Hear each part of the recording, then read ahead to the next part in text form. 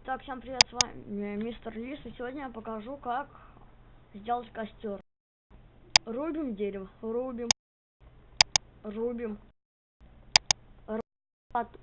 и потом ломаем камень. Ломаем,